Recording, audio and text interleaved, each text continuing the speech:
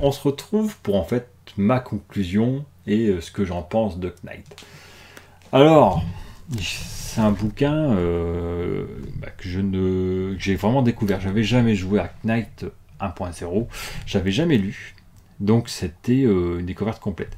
Le début de la lecture sur le premier chapitre, les 20 premières pages avec les géopolitiques, était un peu difficile parce que c'est pas forcément ma tasse de thé. Mais passé ce cap-là, je suis plongé dans le livre. C'est que tous les éléments mis en place par ce chapitre ont commencé à avoir un sens. J'ai vu là où la richesse de ce jeu, où les auteurs, tous ceux qui ont participé à ce livre, ont voulu aller, c'est vraiment riche, c'est vraiment recherché. Il y a du background, il y a de la profondeur, il y a des choses intelligentes. La première, c'est déjà le combat entre la lumière et l'obscurité. Et c'est pas quelque chose d'anodin. Ça veut dire que où l'anathème réside, où le désespoir réside, le décor va passer en noir et blanc. Vous allez perdre de la couleur. Et c'est la créativité, les artistes, la foi des gens, l'optimisme des gens qui va faire que la lumière reste, que les couleurs restent. C'est d'où l'intérêt des arches.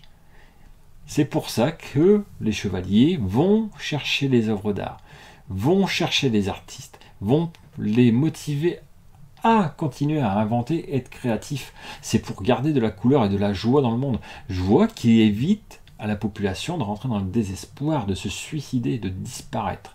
Donc c'est vraiment vital. L'art a de la place et ça se retranscrit dans l'ambiance de jeu. Il faut voir qu'en étant maître de jeu, vous allez décrire, ou comme joueur, vous allez rentrer dans des zones en noir et blanc. Avec des gens qui ne rigolent pas, qui sont en esprit perdu, qui sont fous. Vous allez avoir sur vous peut-être un artefact, une œuvre d'art qui sera source de lumière et d'espoir, qui va permettre de soigner des enfants plongés dans le désespoir.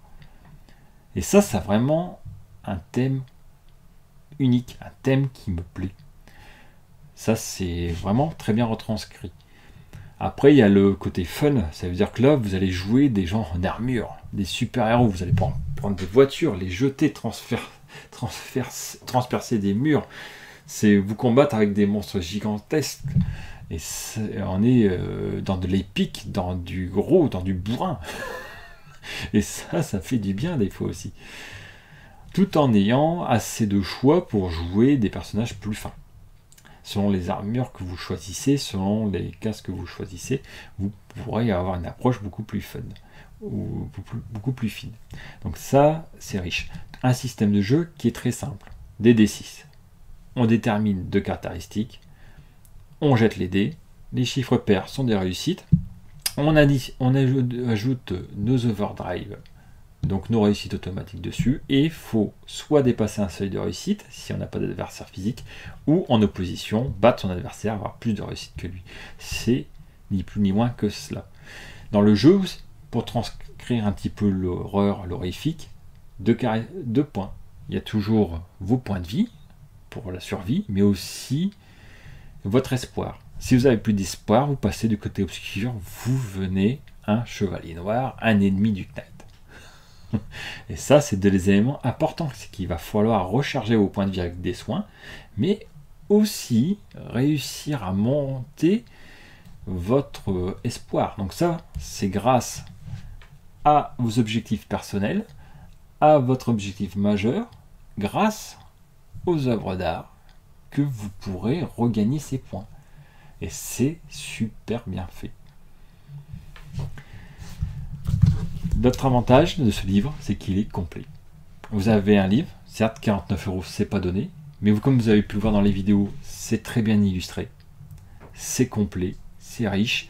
Il y a, au niveau du background, moi j'en parlerai pas plus ici pour éviter les spoils, mais des surprises, de quoi faire pour les MJ. Et ça, franchement, c'est du très beau boulot, et je te leur dis bravo.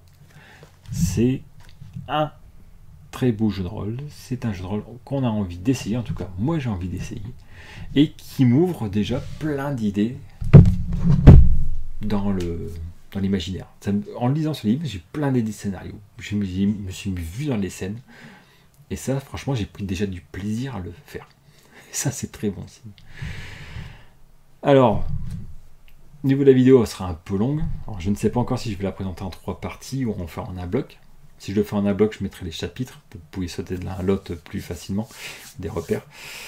Et si jamais cette vidéo vous a donné envie, sachez qu'actuellement, on est le 24 novembre quand je filme tout ça, il y a une campagne participative de Knight.